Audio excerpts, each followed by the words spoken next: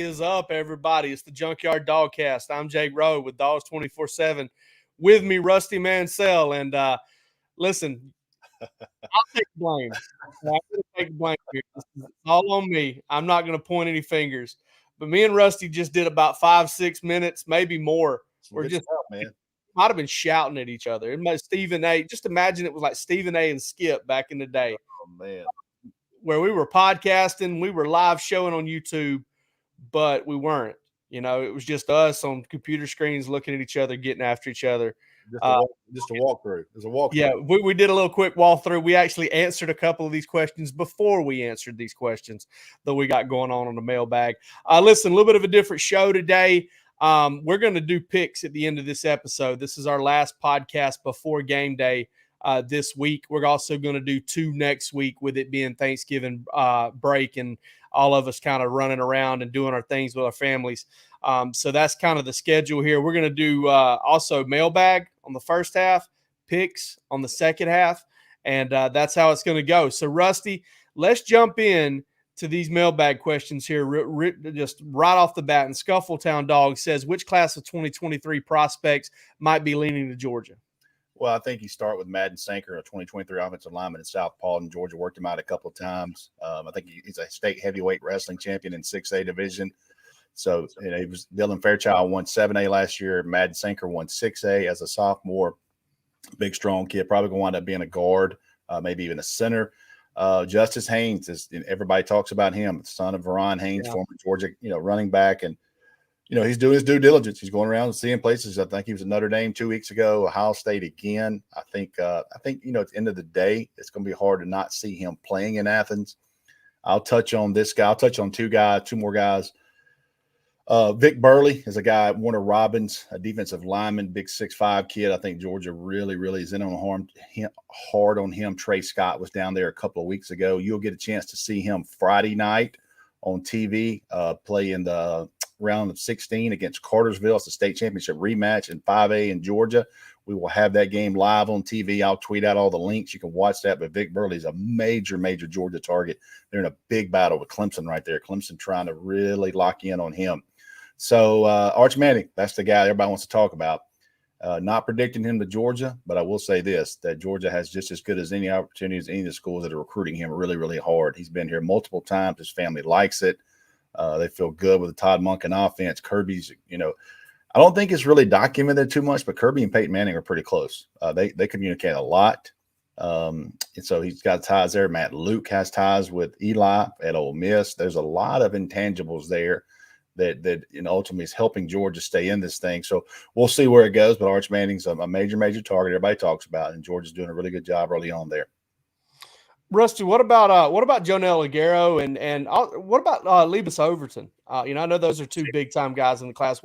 Hate to ambush you with a couple names there, but what do you think about those 2 guys? It's LT Overton's easier to pronounce for me. He's a guy that I think Georgia's really, really trying to lock in. There's a lot of rumors on him, whether he would reclassify or not. As far as I know, he's not. I mean, that could change. But, right now I think he's going to finish up his senior season in Milton. Georgia's definitely Dan Lanning and those guys. Dan Lanning was at his game a couple of weeks ago, so he's a big-time target. Aguirre is a guy that I love, man, on tape. I mean, I absolutely love him. I crystal balled him to Georgia, or I was going to yesterday, so I will today if I haven't. I think, if he was a 2022, man, he would be a monster get. Like, Georgia needs him right now. I absolutely love him. Go watch his tape at IMG. He's moving back home up to Massachusetts, moving back home so he can be around his family one more time, one more season before he goes to school of his choice next December. But, the one thing, Jake, I think we can be fairly certain on, whether it's 1, 2, 3, or 4, Georgia's going to always have a big-time recruiting class under Kirby Smart. And I think at the end of the day, it's about filling needs and who you're filling them with, not just getting a running back, getting the running back you want, getting the defensive lineman you want. So more often than not, under Kirby Smart, they're getting it done. And I expect this class to be strong. Got a chance to finish number 1, which I didn't think would happen in May. And they already got some really good momentum in 2023 moving forward. So we had a little quick question from a guy. It flashed off my screen. I think it was Brian Carey too. So he wanted to know how we figured out we weren't live. I mean, the guy who keeps it straight all the time, Jordan, let us know we weren't live. Jordan, we were rolling. We were rolling. Straw that stirs the drink, man. Jordan let us know. It's my fault.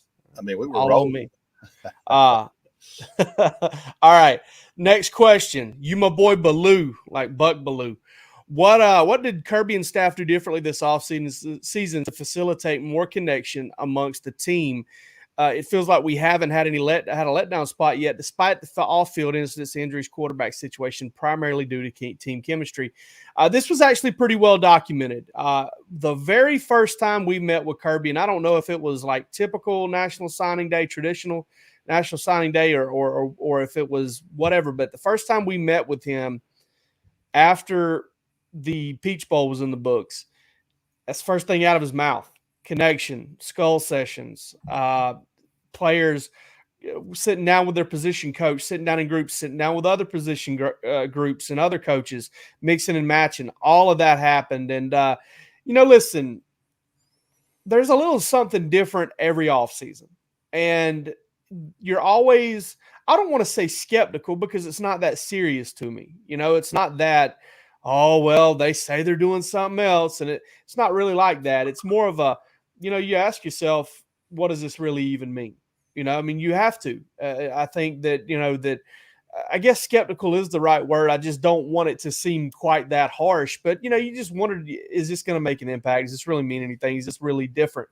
But I feel like you can definitely see that within this team. And Rusty and I have talked about this on previous podcasts about, Rusty was talking about going into the season, how much this team liked it. These guys liked each other and how much they were. And I talked about how, I've spoken to people, talked about the chemistry within the staff. There's a lot of chemistry on this team. You can hear it when Nolan Smith just out of the blue decides to basically call the media to the table and say, hey, listen, see what you guys write about Stetson Bennett, and you're wrong. They stand up for one another. There's a brotherhood there. There's a lot of connection there. And I think that helps you as a football team, especially when you check off so many other boxes like Georgia does with talent, with experience, with needs being met via the transfer portal. Add all that together, throw some chemistry and connection in there, and you end up with a pretty good team. I'll say this, Jake, too. I mean, it's, whatever they do, I mean, that's nice. They can say that. But at some point, you either have it or you don't. Right. And if it worked every year, they would do the same thing every year to create that chemistry. Obviously, 2017 had it with those guys, those leaders. Yeah. This team, we felt very confident. Everything we heard this summer, we felt very confident that this team had that type of chemistry.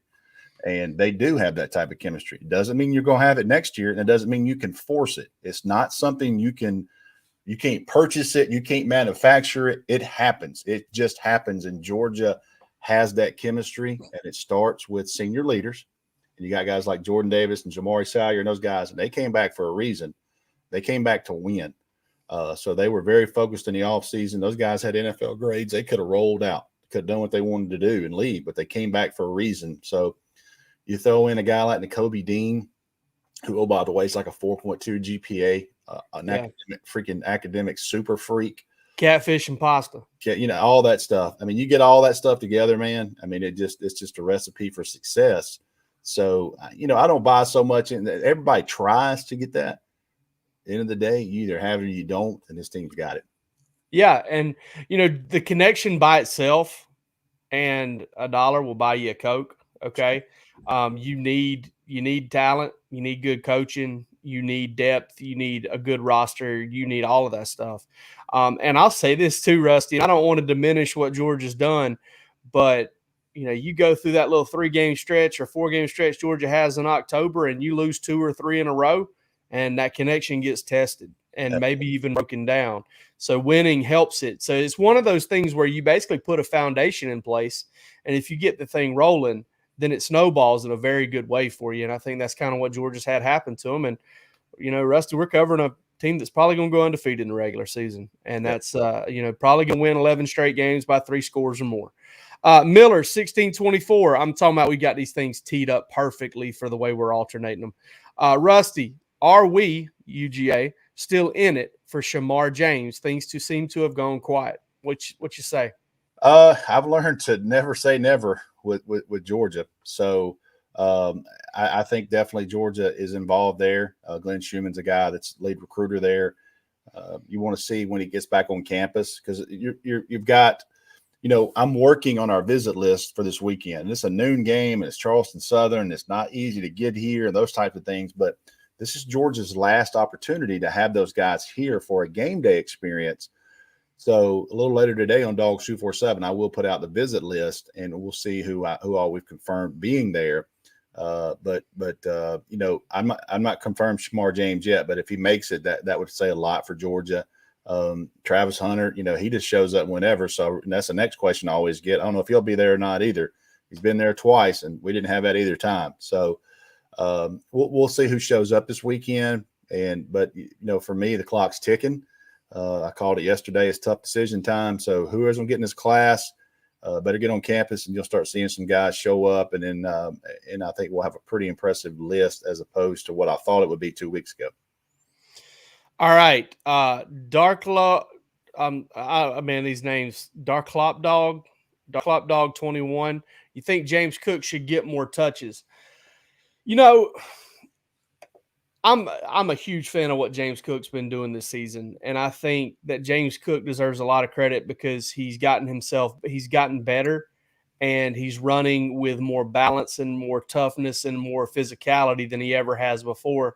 But I also think that there's due to his running style and the type of running back he is, there's kind of a little bit of a mesh point there. There's like a point of diminishing returns where if you start pounding the rock with him, or if you start, trying to get him in the game and running so much to the edge and you don't sufficiently use him as a decoy or as a guy that can kind of, on the field where teams have to pay attention to him and you get it to somebody else, I think he starts to lose his effectiveness a little bit. Now, Kirby Smart hit on this yesterday, and I always hesitate to do this because I don't want to come across as somebody that's trying to take something away from a player.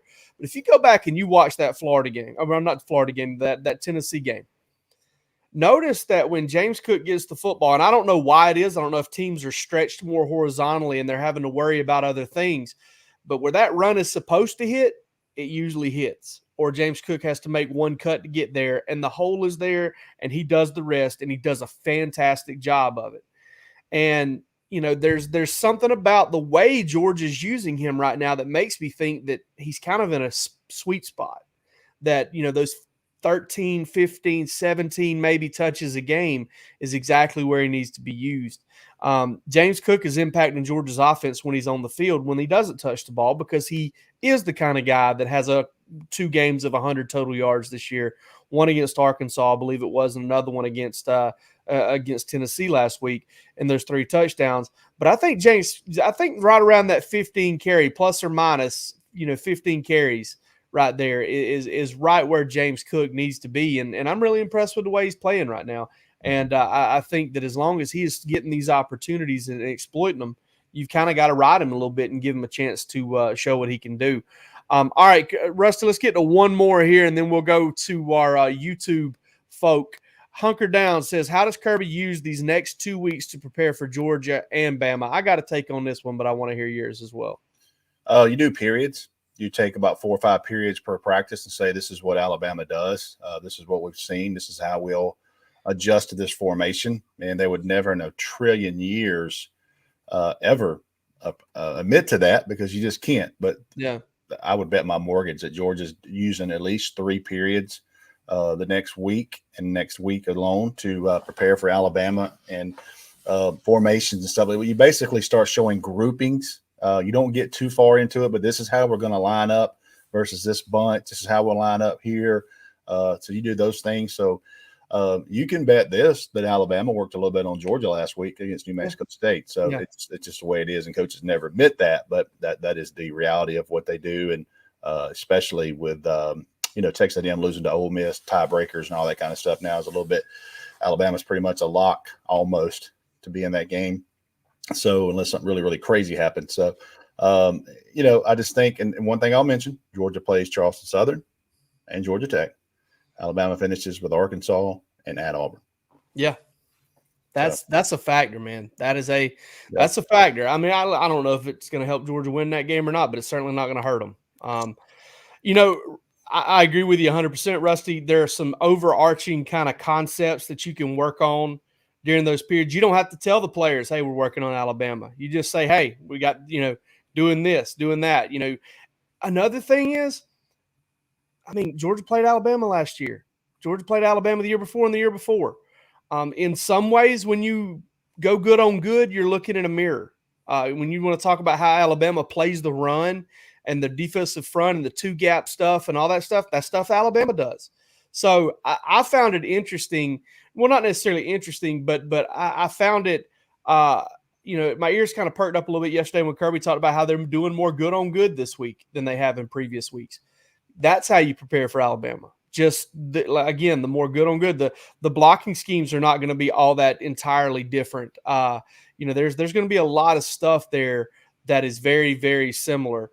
Again, like Rusty said, you can work on some concepts and stuff during certain periods of practice and kind of get it ready. Going to answer one YouTube question, then get to the others on the other side of the break. Jay Evans, when do you think Kendall Milton will be back? I think there's a very good shot of him being back next week. He's back in action. He's back doing stuff. I think there's a good chance he's back next week. I would be very surprised if he's not available for the SEC championship game. And that's kind of where Kendall Milton is right now. And I think it'd be a shot in the arm for Georgia to get him back, even though, with one less guy to kind of share carries with, they've had 2 100-yard rushers in his absence without having one previously. But I don't think they really care about that. They'd rather have number 2 out there kind of helping bruise and wear down a defense, break tackles, things of that nature. Let's take a break. We'll be back on the other side to answer some more YouTube questions and make picks.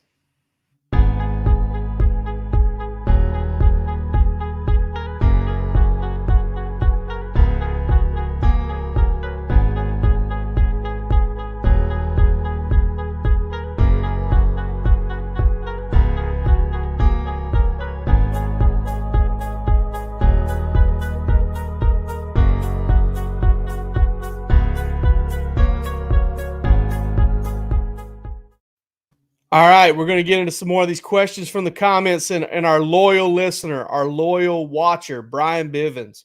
He's on now.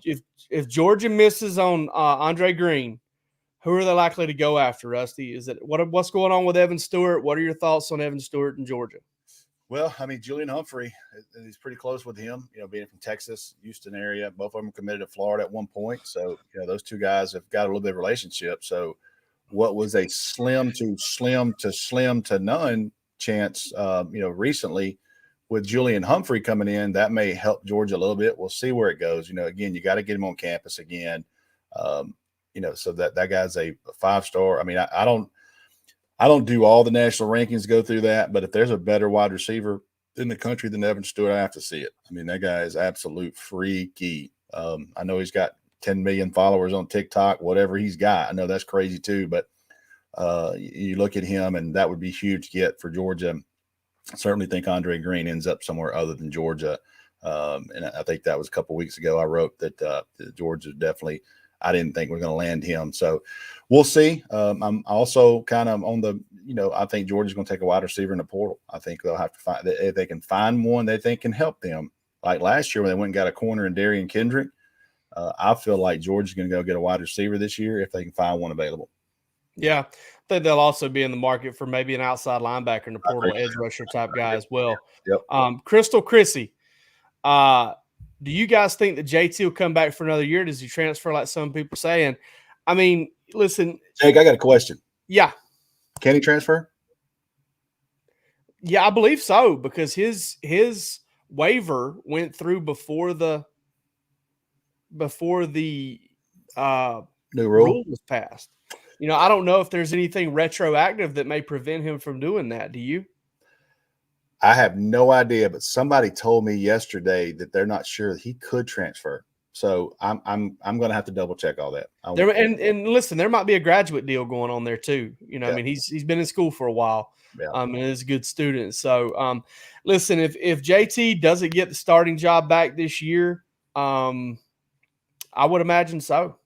I think that's a safe assumption, and that's all it is right now is an assumption. Because there's a tight circle there, and I'm not necessarily saying that he's going to be a guy that will transfer, but it makes a lot of sense for him, for Georgia, for a lot of reasons if he doesn't get the starting job back. It's just kind of what you would expect. So I would expect that, yeah, if he doesn't get the starting job back. And, a lot of it depends on the transfer rules and whether or not he'd be able to be eligible right away.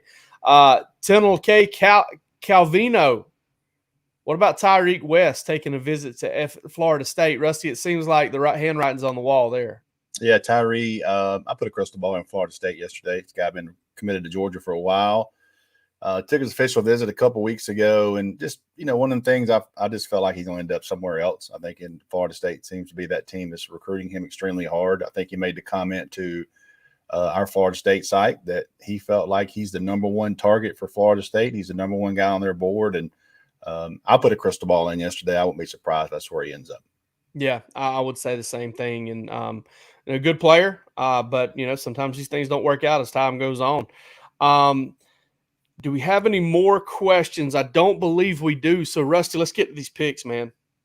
Now, obviously, the score is secondary here. I don't even know if there's a line. There might be an offshore line somewhere. What kind of game do you see this Georgia-Charleston Southern game being? And give me a player to game. I don't. The thing about it is Georgia can score probably as much as they want.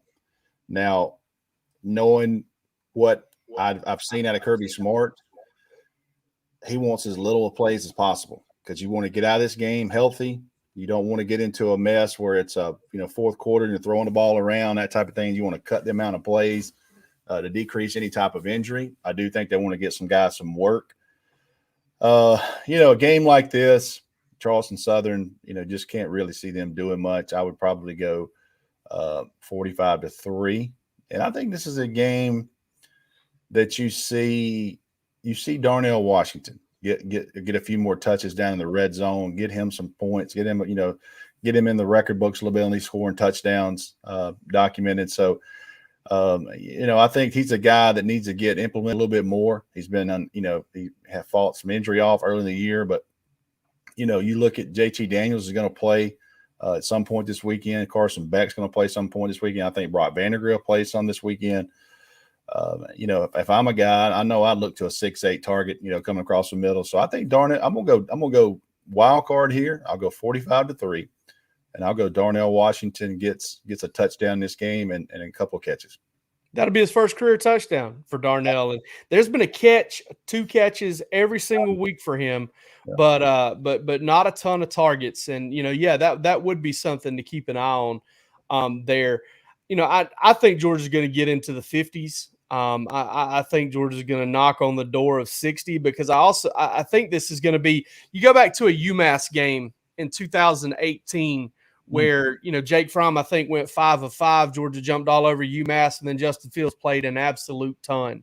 I think Jake Fromm basically played a quarter.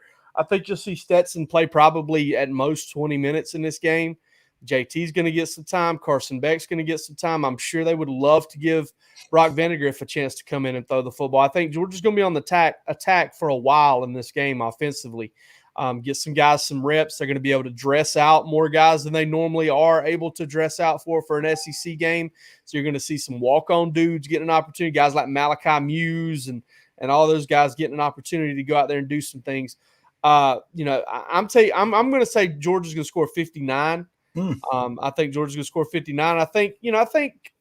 I think Charleston Southern's going to put together a few drives against Georgia's second-team defense, third-team defense, but be unable to get an end zone. I'm saying 59-9. And player of the game, I'm going Dajon Edwards. I know 2 or 3 weeks ago, I think it was Missouri, maybe, whenever I told all of our college fantasy football owners, listen, if you need a running back, if you're in dire straits, pick up Dajon Edwards. I think he'll get you some points this week. I think Dajon Edwards is a good pickup for this week as well. I think he's a guy that might come in late in this game against an overmatched Colorado State. Charleston Southern. I got CSU in my head. Against an overmatched Charleston Southern team, maybe rack up 100 yards rushing, maybe have a big day. So I like Dajon Edwards as player of the game. And listen, we'll have you guys covered after the game on Saturday. We'll talk to you a couple times next week. That's all we got for this episode. I'm Jake Rowe with Dogs 24/7. He's Rusty Mansell from the same place, and y'all take it easy.